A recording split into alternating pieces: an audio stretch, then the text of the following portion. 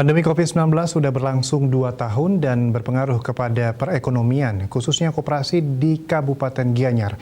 Pendapatan koperasi di Kabupaten Gianyar rata-rata mengalami penurunan drastis. Selain penurunan pendapatan, jumlah koperasi yang sakit juga bertambah. Berdasarkan data tahun 2019, sebanyak 286 koperasi yang sakit dan tahun 2020 menjadi 423 koperasi yang sakit.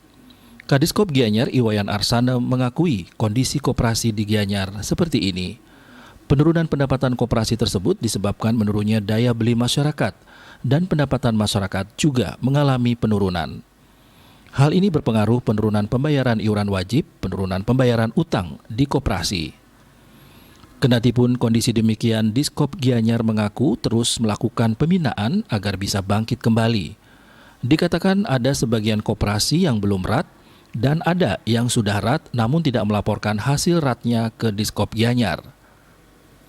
Saat ini jumlah koperasi di Gianyar sebanyak 1.227 koperasi dan sebagai kabupaten yang terbanyak memiliki koperasi, Diskop Gianyar mengalami kesulitan melakukan pembinaan. Diskop Gianyar memiliki 8 petugas penyuluh koperasi lapangan PPKL, di mana satu kecamatan hanya ditangani satu PPKL atau satu orang tenaga penyuluh menangani 153 koperasi. Hal ini sangat memberatkan PPKL, sehingga tidak semua koperasi bisa dijangkau petugas di lapangan. Idealnya satu PPKL mewilayahi 50 koperasi, sehingga penyuluhan bisa lebih efektif. Permohonan pengajuan PPKL sudah diajukan ke pusat.